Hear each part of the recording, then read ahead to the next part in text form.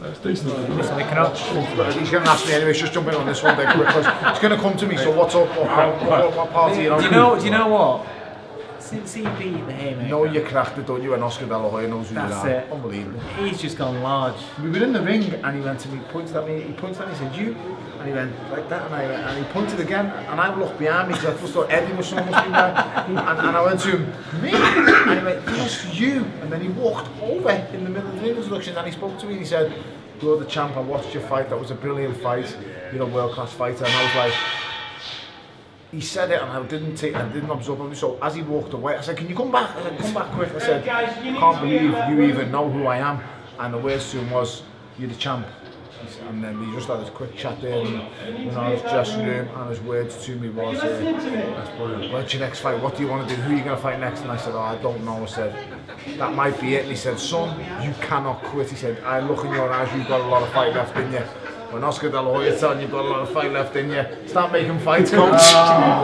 Right. Now there's one fight. I don't know that I've rushed it there. Here's me trying to convince him to jack it in, and then you've got a golden boy telling him to I've got to go away with the family and my missus, and I'm not going to make any decisions until I come back from that little break, because it's not just my decision. So I'll sit down with the kids, and then I'll make a decision when I get back. I won't make one before. I should know for around about the Liverpool time though, because I should be back away from the break, but there'll be no rash decisions made, and we'll sit down as a team, me, a couple of baldies, my family, my missus, and we'll discuss it as a team and see what we do is fit. Will you go down to super middleweight? We've seen some tweets from Chris Eubank Jr. yesterday saying that you should go down to fighting at super middleweight. What's the last time I weighed 12 stone, he was in his father's sack, like I said on the text message. I was born heavier than 12 stone. Mate, I was 15 years of age and I was 15 stone. Does he want to fight me when I was 11? Was 6. Mate, 6 then, yeah, whatever it is.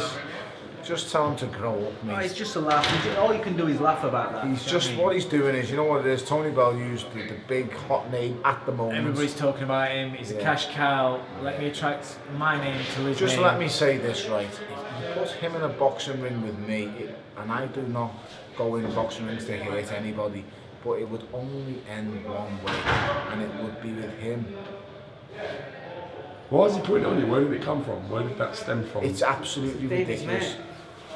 Well, as he said, David's going to smash me. When they were on them jet skis in Miami and them Playboys, as they all said he was going to smash me, as that clown Mancunian trainer said he was going to smash me. Who's laughing now, clown? They all said he was going to smash me. And you know what you forget? If he was going to smash me, why didn't he do it in the first 2 rounds like he said? Why didn't he do it in the first 3 rounds, 4 rounds, 5 rounds? At the end of the 5th round, look what I said to him. Bitch, you're blowing. They were my words that I said to him. Bitch, you're blowing. And his expression to me was, that's exactly how he looked at me. The fight was over for me. I'd won the fight in the first round. I hit him with a left hook. He bounces back, doesn't know what's happening. The only thing I done, I took my time and I waited till he was fully gassed and blown. I don't even know what the score of the fight was after 6 rounds, because I dropped him in the 6th, I believe. So after 6 rounds, I'm pretty sure it's pretty level, or if not anything, swaying towards my favour. My plan was to never win the early rounds in this fight.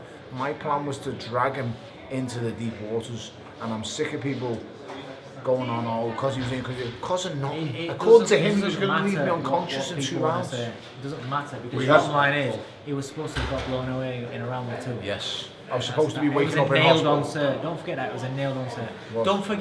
Don't forget, he's supposed to be so easy to hit, and if you're easy to hit, then you're going to get knocked out by David Haye. In 1 round.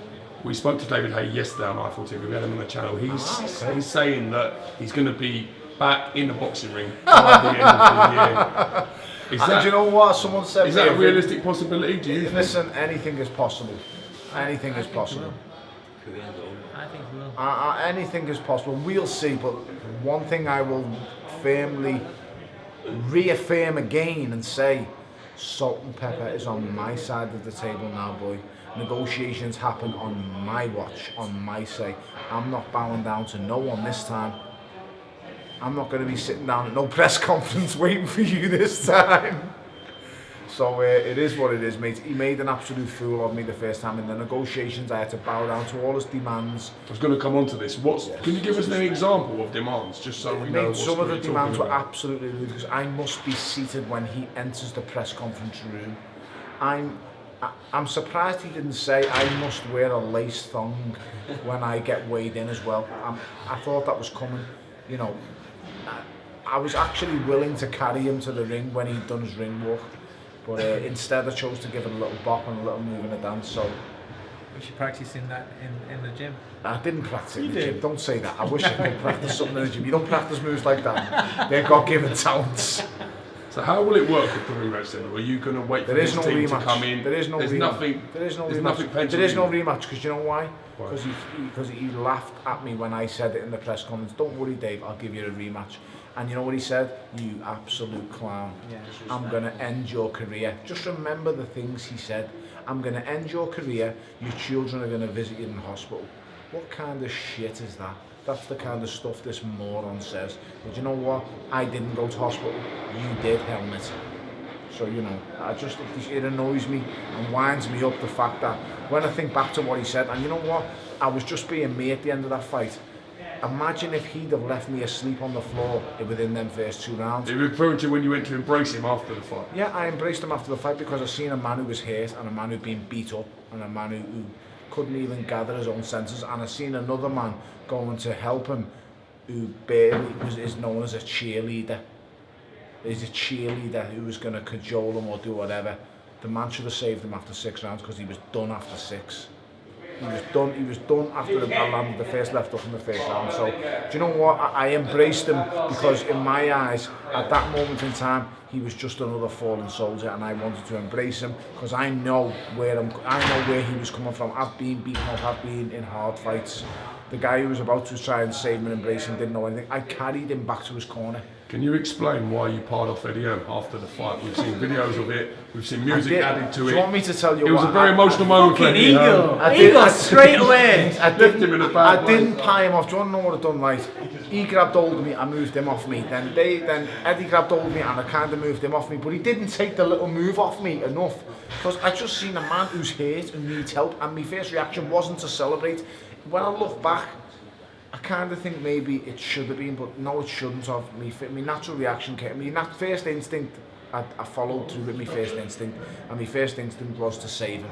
What did Eddie say to you about that moment? As he said, called me an absolute wanker, and he's never gonna forgive me, is he? But you know, what can you do? It was like the Barker moment, but he went running in all emotional, and then he just got a massive pie and pushed to his face. Never. It wasn't like that. I mean, people are making a big deal out of it. It wasn't. It looked like that. Mate, it wasn't like that. It's just the fact that I've seen a man hurt. I've just punched him all over the place, then hit him with a left hook, and I'm telling you, he was on his left leg, so his leg was fat, and then he's buckling and he's hurt. It's just about helping someone, mate, and I'm not the kind of person who gloats on other people's misfortune. And do you know, like he gloated on David Price's misfortune. He knows David Price from day one, and he gloated on what happened in his fight. He laughed at him, and he knows David Price personally. He sparred dozens and dozens of rounds with David Price. David Price was a former haymaker fighter, and he ridiculed David Price when he lost. What kind of man does that? That's the kind of man we're talking about here. On that note, I've got to go. But just before you go on. The World and the Dog have been calling you out. Every fighter that can make heavyweight or potentially could get to heavyweight has been calling you out. What do you say to these people? What do I say to these people? If you've got a World Heavyweight Championship belt, then call me name, because that's what I'm interested in. If you haven't, then shut the bleep up, because you are irrelevant. If you don't have a belt, you are irrelevant.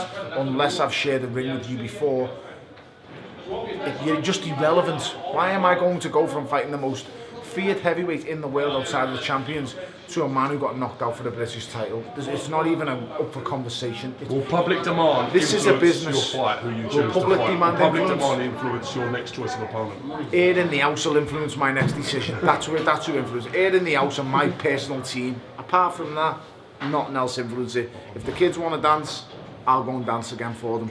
Happy days. Tony Bellew, thank you very much for giving us a good time today, sir. Gentlemen, boys. See you soon. I've got to go, kid. Take care, Tom. Thank you. What is it? You want a picture? Yeah.